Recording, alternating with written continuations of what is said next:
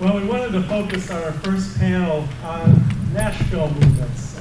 Nashville, as those of you who are fortunate enough to see Rip Patton this morning, has really had a long and rich tradition in nonviolence and movement building.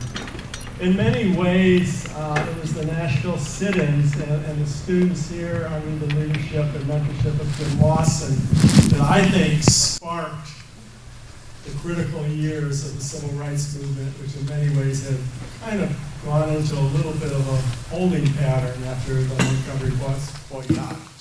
And it was really their dedication. And it's not as well known as some other pieces of the movement. If you want to read a really great book about that, David Halberstam's The Children.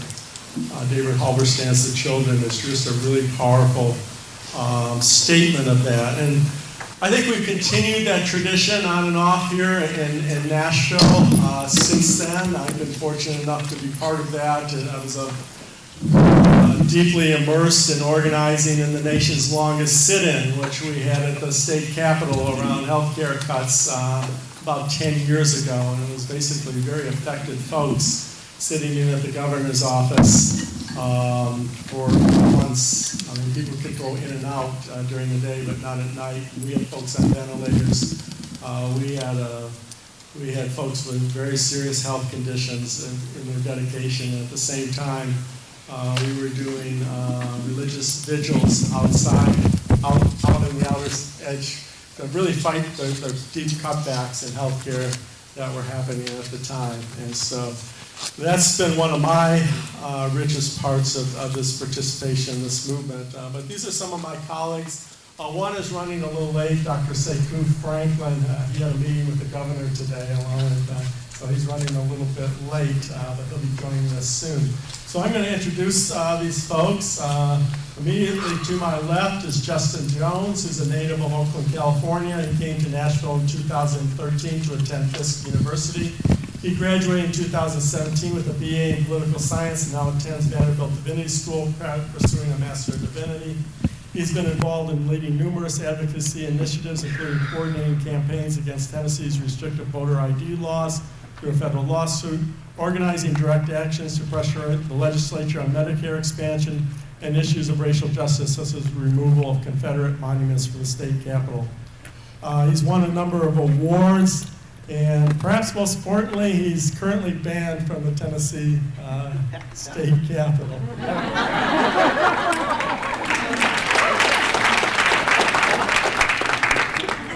Jacqueline Sims, who with Paul is probably my closest colleague here in Nashville. She's originally from Philadelphia. She served the Nashville community for the past 11 years as a community organizer and activist. She has been active with the Tennessee Alliance for Progress, where she has served as board chair. Her first focus was sustainability through green jobs, where she learned the importance of environmental justice, especially in communities of color. She has also been deeply engaged in issues of criminal justice and affordable housing. She helped lead two major campaigns, Ban the Box, and the recently successful campaign for a community oversight board. She stresses the intersectionality of issues and the importance of partnerships and nurturing relationships. Lauren here, who I've just recently met in the last few months, but glad to have done so. She's a member of the Nashville Hub of Sunrise, a movement of young people mobilizing to address the interconnected crises of the climate catastrophe, economic inequality, and social justice. She currently leads the outreach working group to coordinate grassroots outreach and volunteer recruitment. Lauren began organizing around sustainability and climate change while studying at the University of South Carolina. She was a member and resident of the Sustainability Learning Community, a group that piloted campus sustainability initiatives, including tailgate recycling, residence and dining hall trash audits, free cycling, and no impact week that remained in place. And she says it's time that we take bold action to address the intersectional crises of inequality and climate change, transform our economy, and create millions of reliable, well-paying, dignified jobs and clean energy. Paul down here graduated from Vanderbilt's Department of Religion in 1976. And he served as coordinator for Nashvillians for a Nuclear Arms Freeze, and then as coordinator of homeless programs for Focus, faith-organized Covenant for Understanding and Service, directing the Storefront Ministry Day Shelter in downtown Nashville. In 1995, Paul returned to Vanderbilt Divinity School, where he received a Master of Divinity degree, and he was ordained as an elder in the United Methodist Church and serves as pastor of 61st Avenue United Methodist Church, which is a low-income congregation in the nation's neighborhood of West Nashville from 1997 to 2015. And he helped start the Creation Care Ministry of the Tennessee Conference of the United Methodist Church and serves as on a steering committee. In 2016, and he may be one of the few in the country, he was appointed pastor for Creation Care and Environmental Justice as an elder. He also serves as president of Tennessee Interfaith Power and Light, and he's married to Monty Mitchell and has 2 grown sons, Brock and Brannon. And finally, Sekou Franklin. He's associate professor in the Department of Political Science at Middle Tennessee State University. He is the author of After the Rebellion, Social Movement Activism and Popular Mobilization Amongst the Post-Civil Rights Generation. He has a forthcoming book co-authored with Ray Block called Losing Power, African Americans and Racial Polarization in Tennessee Politics. Currently, he is president of the National Conference of Black Political Scientists and is a member of the Southern Political Science Association's Committee of the Status of African Americans in the South. Through his work with Democracy Nashville, Democratic Community, he is working on voting rights and redistricting disputes with the NAACP Legal Defense Fund and the Lawyers Committee for Civil Rights Under Law. He has worked with numerous groups such as James Lawson Institute, Community Oversight Now, and its efforts to establish a Community Oversight Board in Nashville, and also the Tennessee Conference of the NAACP. He is currently a member of the Tennessee Advisory Committee to the U.S. Civil Rights Commission. He, along with Jackie and myself, lives in North Nashville with his wife and 2 daughters. So this is going to be fairly open-ended. What I'm going to do is ask folks questions, and I know these folks are pros, and so they'll be able to do a great job of eliciting what a movement looks like here in Nashville and how it might inform our Creation Care movement. And then after a certain point, we'll open it up to you all for questions. And since Sekou just got settled in, I'm going to put him on the spot first. Sekou, for those who weren't here this morning, could you describe a little bit the Nashville sit-in movement and some of the elements that you think made it effective? Well, the Nashville sit-in movement, I can talk a long time, was part of it depends on who you talk to, but some of the people like Jim Lawson and so forth would say started in '59 with a series of nonviolent trainings at places like American Baptist College, Fisk University, Clark United Methodist. And although it's kind of considered to be dated as ending in 1960, Lawson and them would say that it continued to 1962 in terms of that wave. It's part of a national wave of sit-ins that occurred around 1960, in which you had maybe 70,000, 50,000 to 70,000 young people who sat in, along with community members.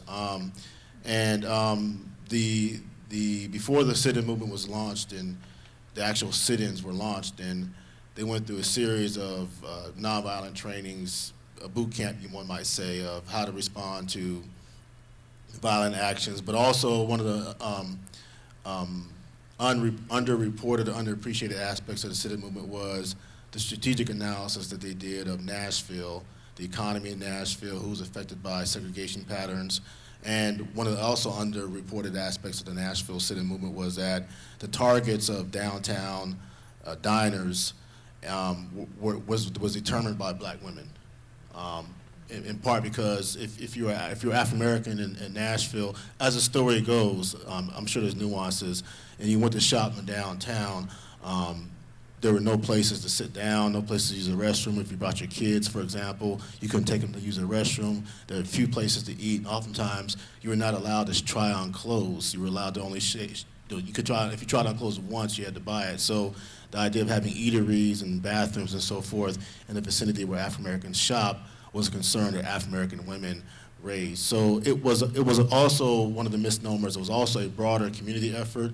The Nashville sit-ins were primarily carried out by students, primarily HBCU students at Fisk, Meharry, TSU, American Baptist College. There was also a Vanderbilt Divinity wing of that Nashville sit-in movement that's often underappreciated.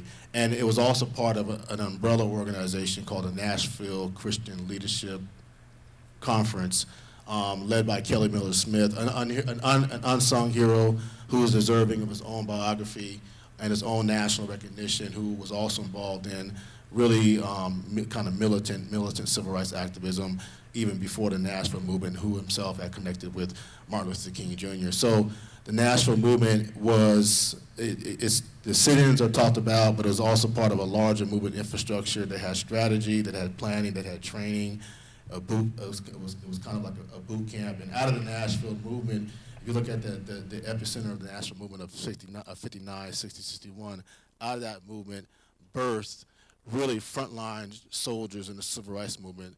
And you can look at those movements in the Mississippi Delta. You can look at those movements in Birmingham. You can go back to Albany, Georgia. You can look at those localized civil rights, localized movements. Freedom movements is probably the best way to say. St. Augustine, Florida. We can go on and on and on and on. SNCC, Freedom Rides, and you can trace one or two or three or sometimes more people, Selma, Alabama, for example, back to those activists who came out of the so-called Nashville movement or sit-in movement. So I hope I answered that question in a short amount of time.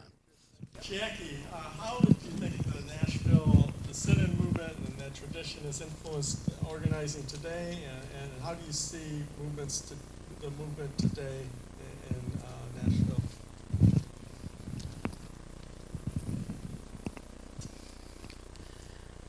Well, first, clearly, things are very different than they were back in the late 50s, early 60s. Unfortunately, a lot of the issues are the same. We are still trying to overcome, still trying to achieve equity and justice at pretty much every level. I think one of the biggest differences now that I see, in the past, people had everything to gain and very little to lose. So there's a lot of competing forces in work and community. There are tons of different organizations, some intersecting, some overlapping. So that causes a competition for resources to do a lot of the work, challenges in who's going to be in charge, who's in leadership, who's being recognized for the work. There's a lot of good work that is being done in the city now. What I see is the best work is collaborative work, where organizations with similar interests come together and choose a subject or a topic such as community oversight now and agree that that will be the central focus, even though each organization that's a part of the collaborative body has different things that they focus on elsewhere. But when we come together to focus on one issue, that is the thing that we have to be very disciplined about. So I think that the challenges now are a lot of the competition in, let me use another word other than competition, a lot of diverse projects and interest and things that people deem most important. There's so many things that are so important, sometimes it's hard to narrow in on the particular subject that most of the time and attention should be centered around. Thank you, Jackie. Yeah, I would certainly see that as the case. And with climate, I'm more and more not thinking of it as an issue, but something that's just going to overwhelm us all and everything if we don't focus on it. But there's a challenge of breaking through all that and getting people, so I just kind of continue to repeat that over and over when I talk to folks, and when you start seeing the weather, and you start seeing, and you also think of, for instance, immigration and how much people are charged up today with the limited immigration that we have coming into this country and what that's going to be like with refugees and the potential backlash to all of that. And so just from a pure social standing, so it's a real matter, I think, of focus, and there are a number of key focus areas that we're hearing about today, but the climate certainly needs to stand with that. Justin, what are your experiences in the last few years here in Nashville? What do you see as powerful about that and essential about that and its effectiveness?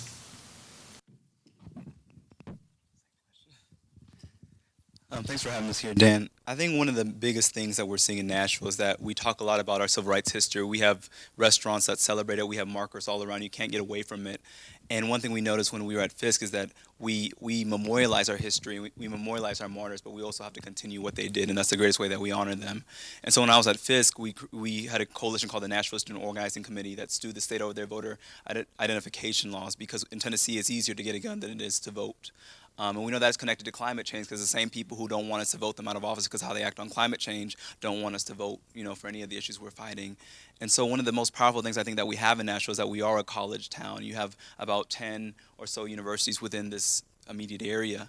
Fisk, TSU, Belmont, American Baptist, Nashville Community College, Middle Tennessee State is not too far away. Just all around you have all these college students.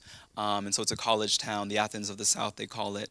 And so I think that there really is this tradition of people embracing the concept of Sankofa, that we have to look backward in order to move forward.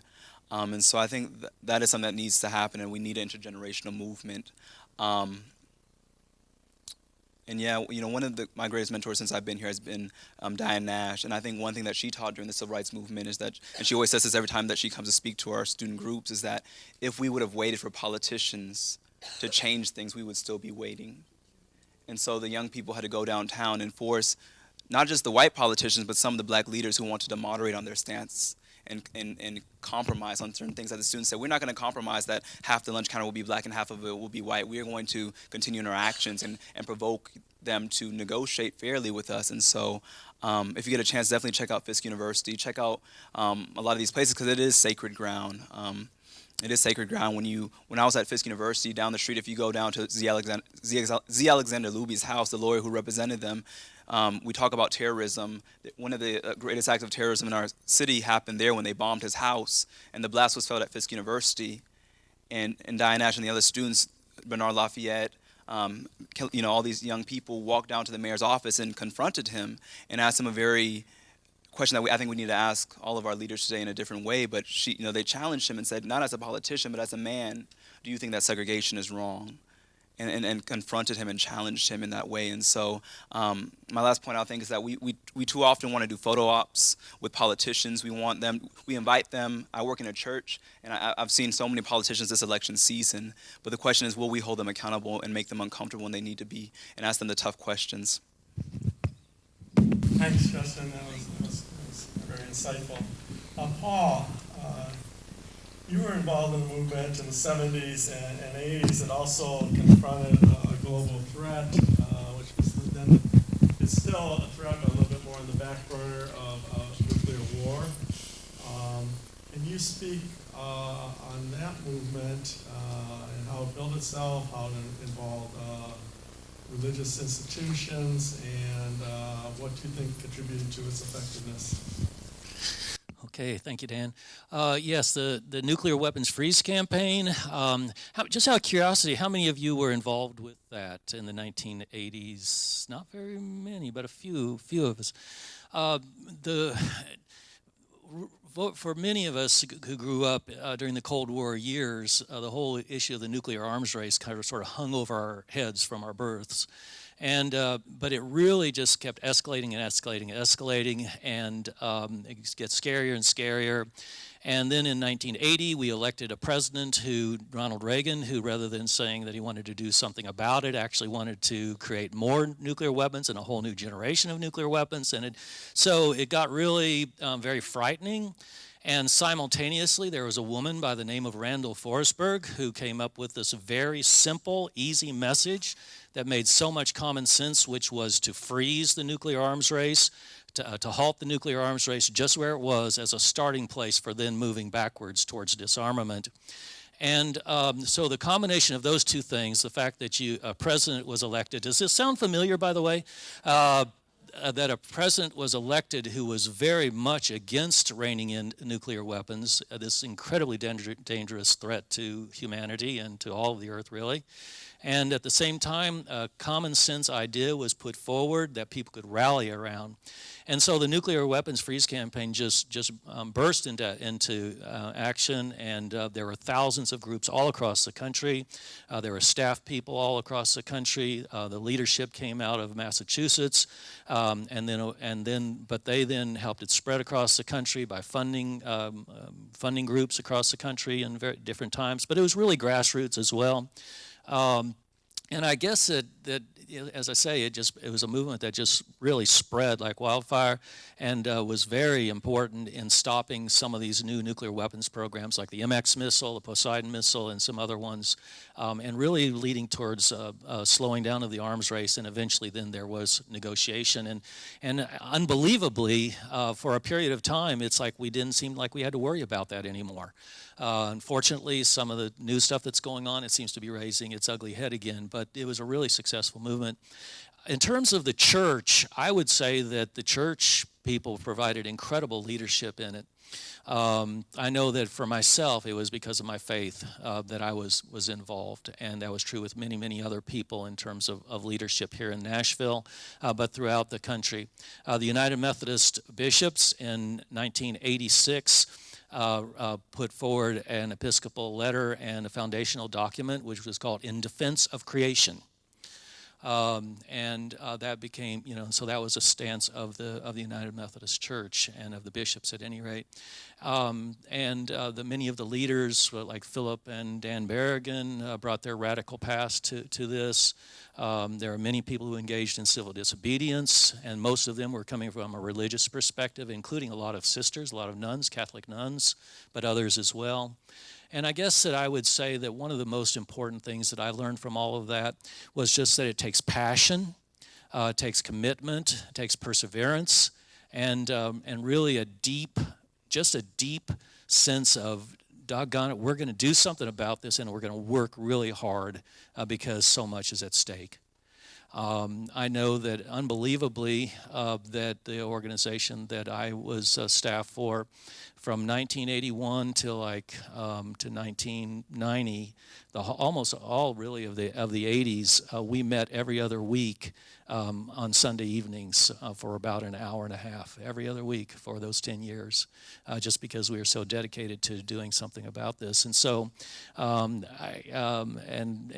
I just think that those of us who have passion about this, we just have to find ways to put that passion into action. And I think that one of the key things from the nuclear freeze movement was that there was a rallying point. And I think that that's one of our real challenges, is figuring out of all of the different things that we could be working on in terms of defense of creation and care for creation, can we focus? Can something move to the top? Perhaps it is climate change. I think it is. And if we can figure out what can be the main message and what is also the main solution that we would be proposing, so that there can be a way to gather our energies and to focus our energies to be most effective. Thanks, Paul. Finally, Lauren. One of the things I appreciate about Lauren and Rick here, part of the Sunrise Movement, is they can deal with boredom. City Council, it's like watching paint dry. They're debating various zoning ordinances, and they sat through several very long City Council meetings as part of a coalition to get Nashville's government to commit to be 100% renewable on a schedule, and also the fleet being electric. And so very significant that just happened in the last few months. The Sunrise. How many of you are familiar with the Sunrise movement? Sunrise is just an extraordinary movement that's dispersed around the world of of young people. They find themselves under 35, and is those who would take leadership in that organization, but also in coalition intergenerationally to confront the climate crisis. So, Lauren, would you just talk a little bit about what Sunrise is attempting to accomplish here in Nashville and perhaps around the country, the world? Yeah, sure. Yeah, so Sunrise in Nashville, we're about 6 months old, so we've had some pretty explosive growth, which has been really exciting. And I think one of the reasons for that really is like the movement building and the focus on young people. A lot of people who are getting involved with us, this is their first, kind of extent into any type of activism, any type of like single issue work. And so we're really focused on finding what their skills are, encouraging and empowering our members, and not letting anybody get away. And so it's been really exciting because we have had some wins with moving Nashville. So as far as what we're focused on next, Nashville doesn't live in a bubble, and the climate crisis doesn't live in a bubble. So everything we do in Nashville, yes, it's extremely helpful and can help stop moving that needle, but we're really focused on building out hubs in the rest of Tennessee, and educating and training people all across the state so that they then have those skills. And that's kind of how we feel like we spread. We're really focused on a decentralized leadership model, where everybody can take that power and spread it within their communities. We also are in a city election season right now, so we've been, canvassing and pressuring our elected officials, but then also people running to not accept fossil fuel money, and then also to sign on to a support of a Nashville and Tennessee-based Green New Deal. So our biggest focus is, yes, climate change is the issue, but how does that impact the people? Who are going to be first impacted? It's going to be marginalized communities. It's going to be the poor. And so focusing on the people who are impacted by the movement. And so jobs creation is a huge part of that, making sure that as we move towards sustainability, we're not forgetting about the rest of Tennessee that does have a lot of work and a lot of employment, in non-renewable resources.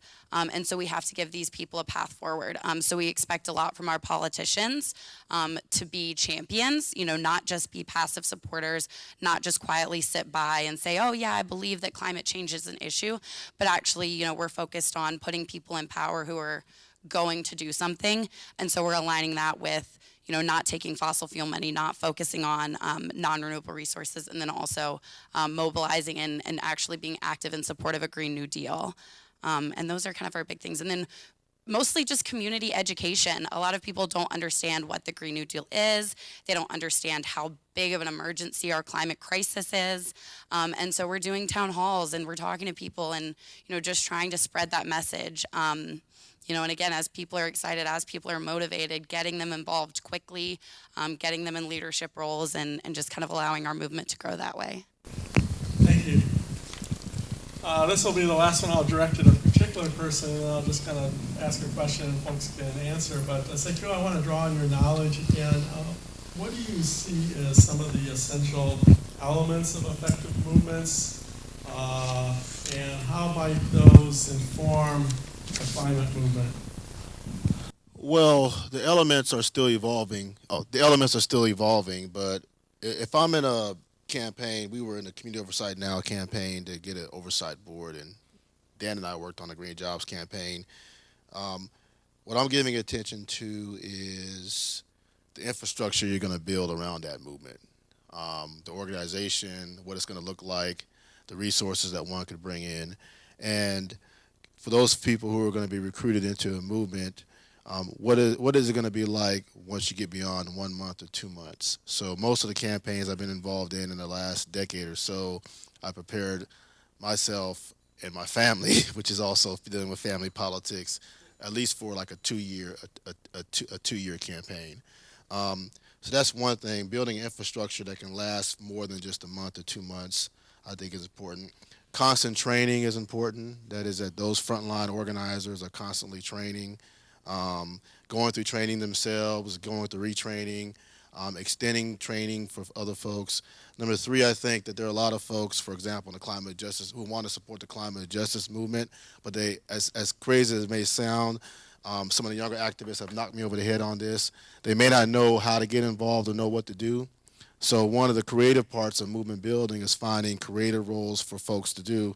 And the Community Oversight Now campaign that we pushed for in Nashville, we created a prayer vigil led by ministers. We recruited veterans, including combat veterans, African American, to do a letter delivery service to the mayor. And it may sound simple. It's a nonviolent direct action, though it's not perceived that way, because it may seem simple, but you had 70-year-old African American veterans who themselves have never met a mayor or never met a city council person. So it's organizing them, educating them, finding creative roles for folks to do, finding creative roles for folks to operate at the intersection. So for example, with climate justice, there's an intersection that speaks to poor African Americans. There's an intersection that speaks to rural folks. There's an intersection that speaks to undocumented folks, immigrant communities. And those frontline organizers that are on the battlefield have to be creative in finding roles that people can play at strategic points. I think what I try to do, something I embrace in movements that is not on paper, but I would consider frontline organizers to consider this. In your movement coalitions that you're operating in, be willing and accept losing an argument and losing one publicly. And especially if you're in a movement with working class people in which either explicit or implicit privileges may emerge.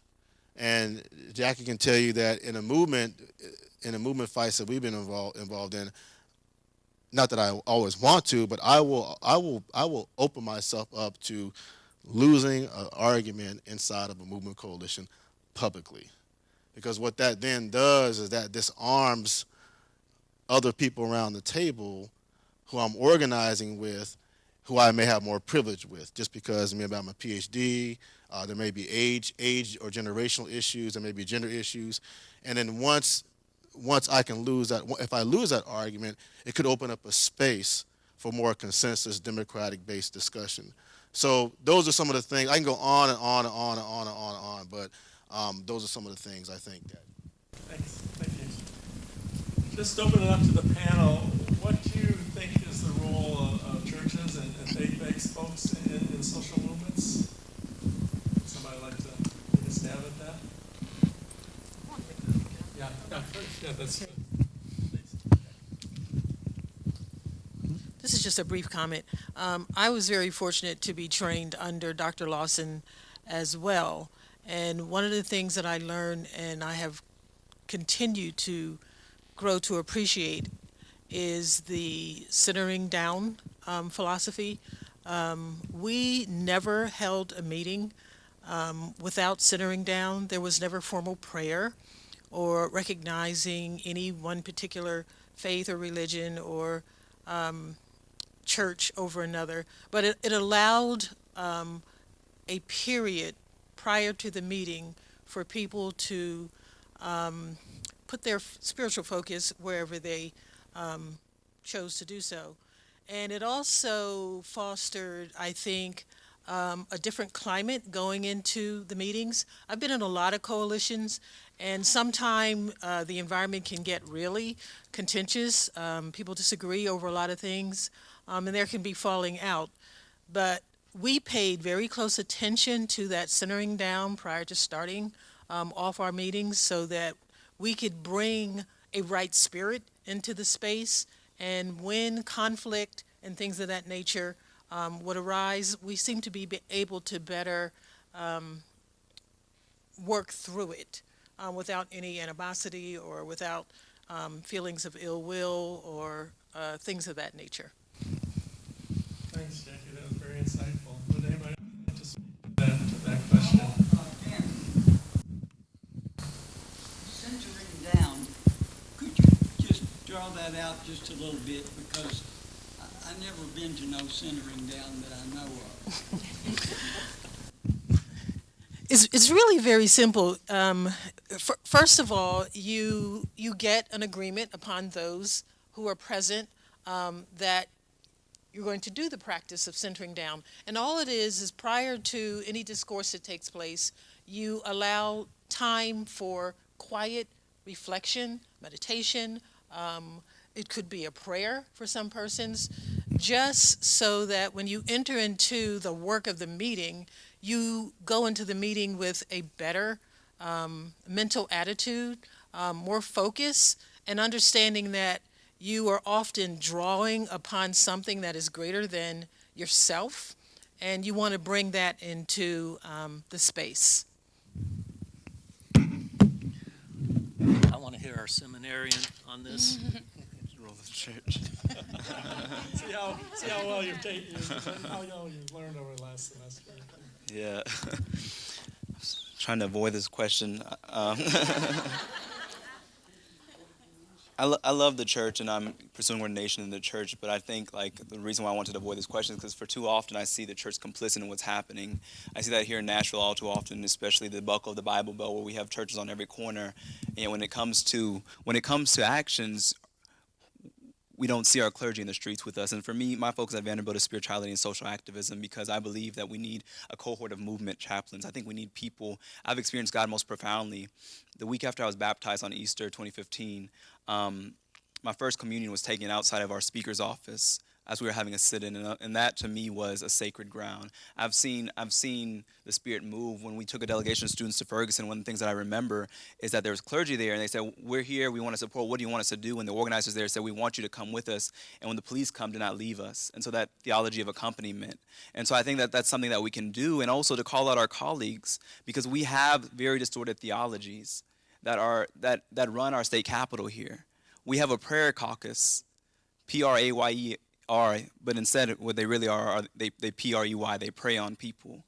And it's toxic. It's toxic. And I think that we as clergy have to call it out as the demonic spirit that it is, in whatever way that we can. And we have to do that visibly. One thing I remember, just bringing another issue, is when we here in Nashville, we have the headquarters for Core Civic, one of the largest private immigrant detention companies in the nation. And so last year we held weekly communion services outside there, just to let them know that we are here and we see you. And that communion, every time we take communion was taken right before Jesus was crucified. And so the most accurate representation of communion is not safety in our sanctuary where it's so disconnected, but where we see those on the precipice of empire. And that's where we need to be. And so I know a lot of our folks here have been with us, and we're grateful, but the more that we can visibly be present.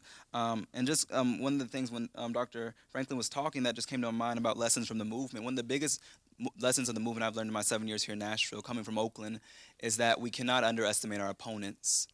Because what we have seen, and anytime you challenge these people, you see a real level of evil. And we've seen at this session in our legislature, before we were banned, that we see the evil that we're fighting. And when you challenge them, these people are organized, they're coordinated, not just in politics, but they have faith leaders to give them legitimacy that way. They have press to give them legitimacy that way. They have corporations backing them. And so we have to be as coordinated as they are. And we have to redefine some of these concepts, because so often I remember even some of my clergy friends, when we get angry, they'll say, we have to maintain nonviolence, and I believe in nonviolence in my spirit. But we have to look at how we define violence, because what is violent is what is happening in that building every day. What is violent when we talk about climate change is what is happening in Flint, Michigan, where they still don't have clean water. What is violent is what I saw when we went with the delegation to Standing Rock, and we saw those law enforcement, and how corporations have these armed people who will harm us. That is violence. And so I challenge particularly my white brothers and sisters, when we look at these concepts, we need you to call it out for what it is, because so often we as black people and brown people, when we get angry, they say we got to be nonviolent. And our anger is righteous, and our anger is needed. If you're not angry at what's happening when you see children in cages, if you're not angry at what you see when you have people, building pipelines but they can't build clean water, if you're not angry at what you see here in Nashville in this white male power structure, then what are you preaching about? So that's.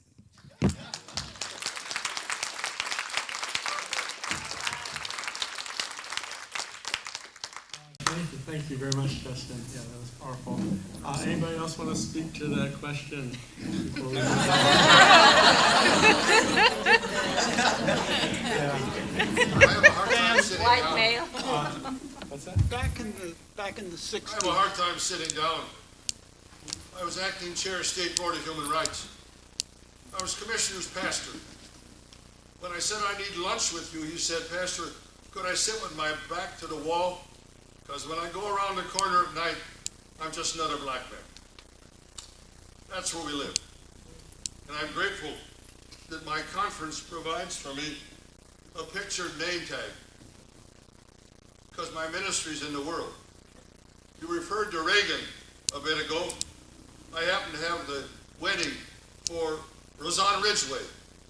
She happened to be Secretary of State for Europe and Canada and put together the Reagan Summit. Nobody knows who Rosanna is. I do. I asked, what names will you have? The Coast Guard captain said, Dipko. Rosanna was quieted, and I looked at her and he said, Ridgway. She said, I haven't thought about it yet. Don't think about it. You earned that name, and when you call Senator Thurmond and say, I need to talk to you in 5 minutes, he'll say, come over, who are you? Ridgway. Oh yes. When you say Mrs. Dipko, who the hell are you? We've got to be with the people who are the structure. We've got to be with the CEOs, because that's how we make change happen for the people who we are most concerned about. Pardon me for shouting, but my father was hard of hearing. Speak up or he turned you off. Don't turn old people off. I'm white, male, and over 80. But when I have breakfast, and thank you, ma'am. When I have breakfast, my breakfast partners are 99, 95, 87, and that makes me the kid. Thank you for your comments. Yeah, it's a very challenging question about the, and I'll take a little bit of a stab at it. Again, looking back at the Nashville movement and civil rights, most of the churches were complacent. And Martin Luther King's letter from a Birmingham jail talks to that complacency to the white liberal, but there was also complacency. And the black churches. And the black churches. All the churches. Yeah. Most were complacent. Right, most were complacent, and it was the young people that got out and challenged that. They did meet at Clark Memorial Church. There was, that was a risk for Clark Memorial. They had strong support of Kelly Miller Smith, the pastor down at Central. And so it's a divided question. Most of the churches are complacent, and yet some stood very firmly and with great risk in it all. And many, and not all, many of those that were involved in the sit-in movement and other movements over time have been inspired by their religious faith, which speaks to ultimacy and which speaks to things that are fundamental. And so it's both there. It's that terrible complacency that we see in our churches. At the same time, you can see a real inspired spirit there, not only amongst religious people, but certainly amongst religious people that are inspired by their faith. And so that's how I keep going with all of this, because I certainly see that complacency.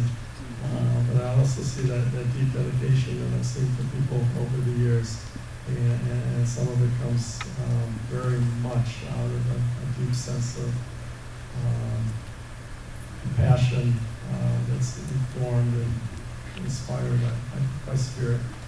So another question was, what keeps people going through all of this? I mean, when the times get really hard, how do you keep a movement together when things are not as heady, when you're not in the headlines, when things get really, when the violent backlash gets really strong, or when you just feel despair about it's not moving fast enough? And how do you all keep yourself together, and how can you speak to that?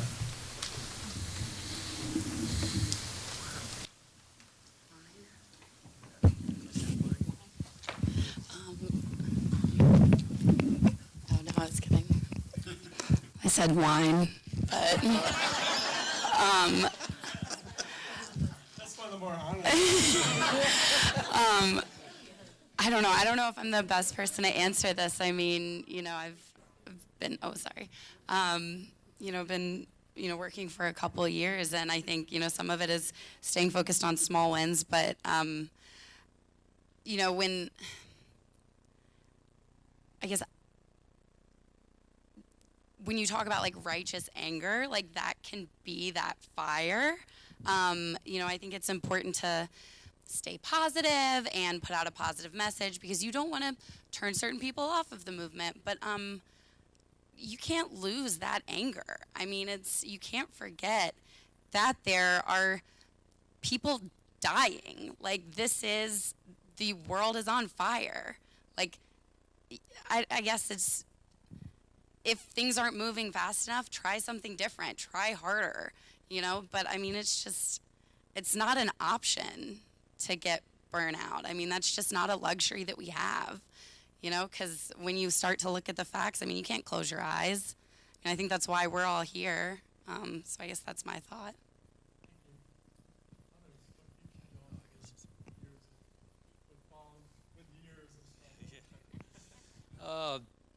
Well, I think community is a big answer. I think many of us would agree with that. I mean, it's your brothers and sisters who are in the work with you that you turn to, and that when you're not up one day, you hope they are, and that they can support you and hold you and walk with you through all of that. And wouldn't many of you agree with that having brothers and sisters to count on in all of it is really critical for staying in the long haul with something.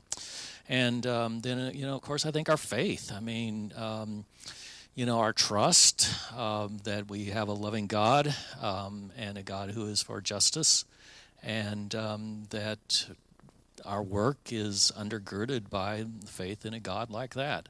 And so I think that those probably are the two main things that I would point to as trust in God and faith in God and trying to be faithful in that way, and then brothers and sisters community. And that, of course, includes being part of a community of faith that is, and I am fortunate now that I'm doing this work to be back at my home church, which is Edgehill United Methodist Church here in Nashville, which has been doing justice work. And by the way, we're going to be worshiping there Sunday morning for those who can stay. But that church has been doing justice work in Nashville since 1966. And to go to a place like that and to worship is also another place of great sustenance. And I would just add one other thing, which is that for me, the antidote to despair is doing something. When I get most anxious and most despairing when I'm not able to do something, but when I can do something, it really makes a big difference. Thanks, Bob. One other thing before and I'm going to start opening up for questions, and I saw you was in the back. Is we've got to have each other's back. That's critical to social movements. If we start mirroring the world, I mean, it's going to get in there. I mean, we're people, and we all have flaws, and we get irritated, and we get frustrated with each other. But we start mirroring the world's meritocracy, we start mirroring the world's market systems, we start mirroring just whatever our, intellectual thoughts are, and putting those out, or if somebody's down, we just leave them behind. We gotta have each other's back. That's the only way you sustain this. And as an organizer for some time, how I feel if I can trust somebody, the people I want to draw into that circle are people I feel like we're gonna have each other's back. They may not be the most eloquent, they may not be the most militant, all that's important, but do they have each other's back when the times get rough? And that's all you hold together with, I think, these movements is an important piece of it. Okay, I'm going to open it up for questions, and the gentleman in the back. Should I get a microphone? Do we have one? Yeah. Paul? Can you walk around with one? And I'll just And Dan, just to realize that to keep things moving, I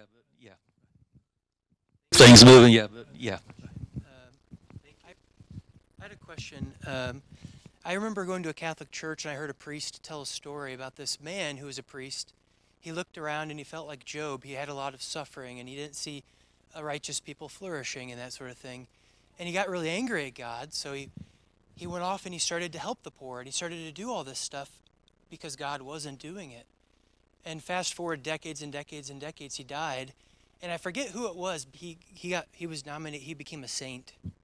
It's a true story. I forget who it is. My question is, a lot of the religious Jews have been praying for the restoration of Israel for centuries. And a lot of the people who made it happen were the secular Zionists, and many of the religious ones got wiped out by Hitler.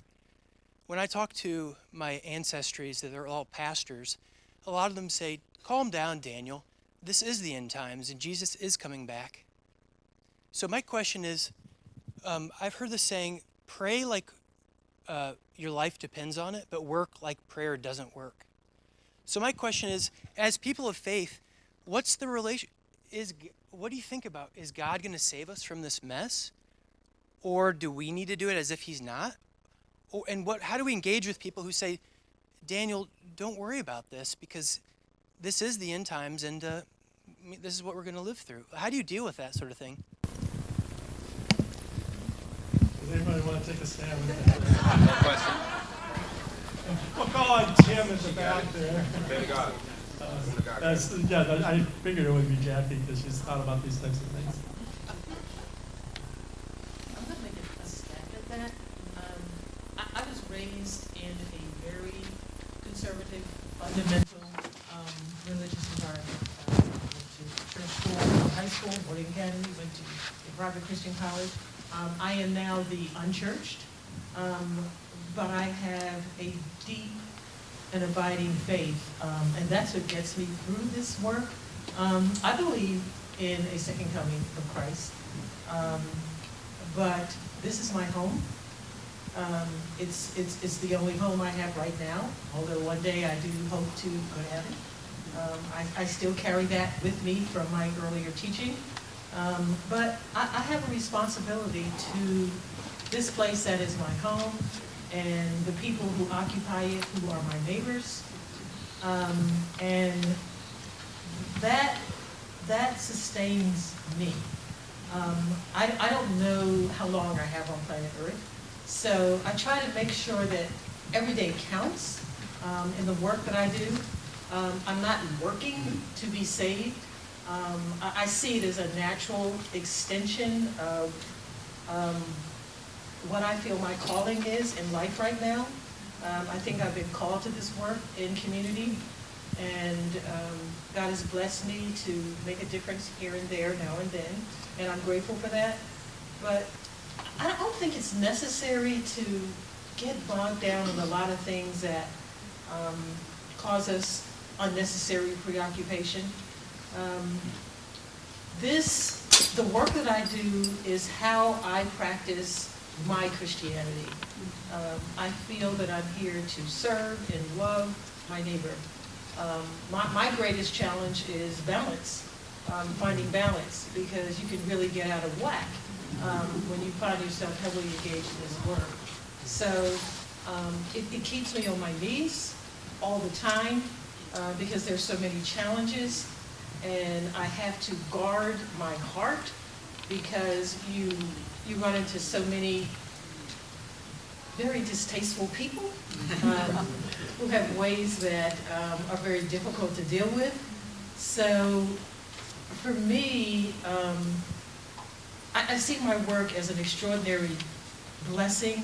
It continues to help me grow and evolve as a human being. And I'm just very grateful for that. So as long as I have strength and health, because I've got some age and wear and tear on me, I will continue to do this work that I feel called to do.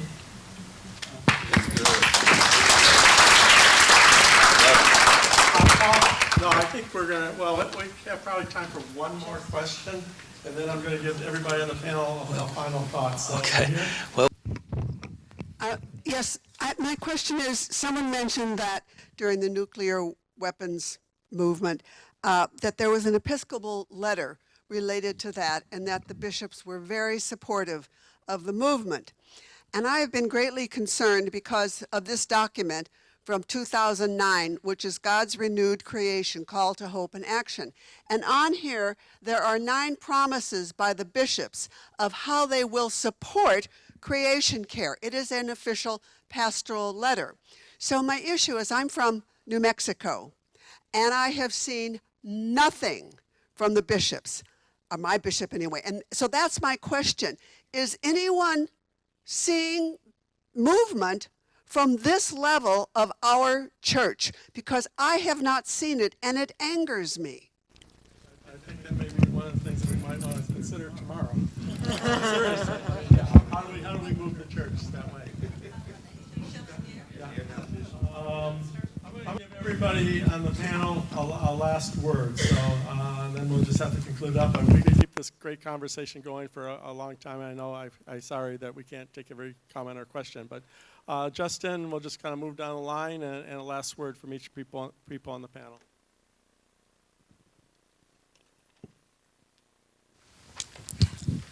I think whatever movement you're in as you move forward in this work, stay rooted in those who came before you. One thing that always grounds me in my work is I always keep my ancestors with me. I'm someone who's black and Ibanog. I recognize my identities by what I wear sometimes. From Ghana, this is the symbol that means accept by God. This is blessed by Ibanog priest when I was in the land that we now call the Philippines. And I always keep this on me as someone who grew up in the Bay Area to remind me of my connection to the water. Because I think that we are connected to all creation, and that creation is calling out to us in this work, and that is all interrelated. I think that as we look at environmental and climate change, I can't help but think when I travel the state sometimes and touch soil, like this soil is soil that is crying out to us because the earth is crying, but also this is the soil where my ancestors' blood is, because these are grounds where there was slavery. These are grounds where we have our immigrant brothers and sisters picking our vegetables and being treated like they are anything but children of God. So just always remembering our interconnectedness to what's going on. And if you can, find ways to use your privilege, and be okay with hearing things that are uncomfortable and that make you uncomfortable, but use your privilege however you can to find a way to get in the way. And when you're at this conference, I really hope that you take time to get grounded in that and to meet someone who doesn't look like you, someone who's a different age than you, a different race than you, who has different theology than you, and find ways that you can work together to build that beloved community. Thank you. Mine is very brief. I think you have to find balance, be very intentional about self-care. It's easy to abuse yourself in this work. And don't forget that if you have family, that's your first mission field. So don't forget your family. One thing that I think is extremely important especially in like the climate movement, is recognizing like the place for young people, and how much young people can bring to the table. That is what Sunrise runs on, is, the energy and the knowledge and just kind of the new life that youth can bring to this movement. Because, I speak to, people, college students, high school students, middle school students all the time, and this is our issue. We have been dealing with the climate crisis our entire lives, and we will continue, and we understand. So I would think as, you're making space, for different people in your organizing, in your movement building, be focused on where you can bring young people to the table. And then also, I think the other thing with that is being able to have those conversations, have that discourse of, different ideas, recognizing how diversity of ideas and approaches can really just propel your movements forward, because that's how you're going to make a difference, is, growing out and kind of really empowering others to go and spread that message and get active that way. I just real briefly, I really am feeling hopeful. I think that a movement is really growing and is gaining momentum, and we just got to get smart, organize, have passion, have courage and love, and I think we're going to make a difference. My comments would be going back to the experience we had recently with Oversight Now. I was really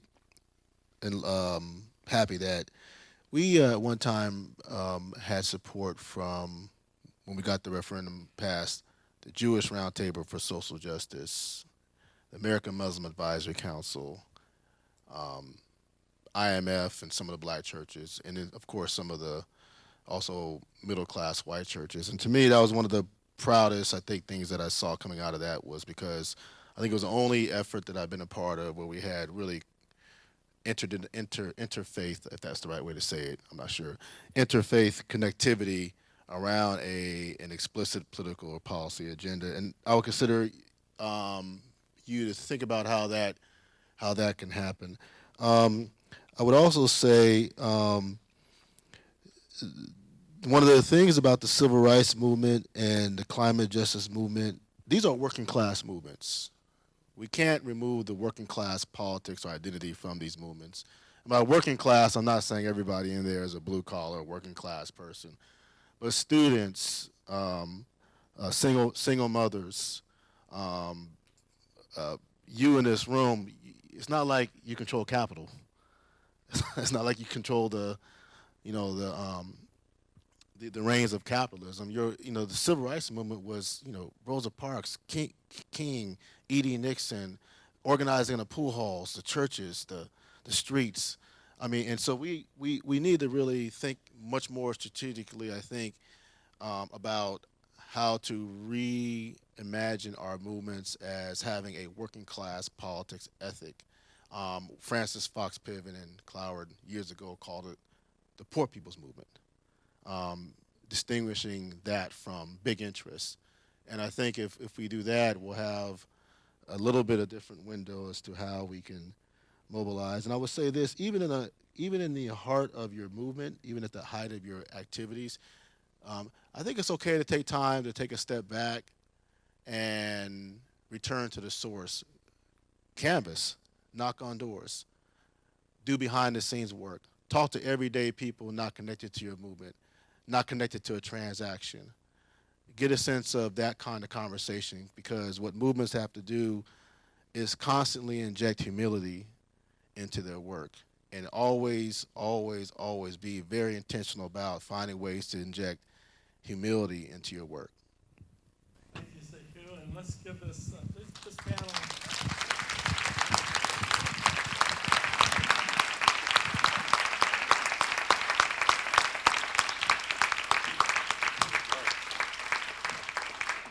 Some of the most dedicated and insightful people you're going to meet. So we've got about a 15-minute break here, and we'll gather together for our lay of the land. So.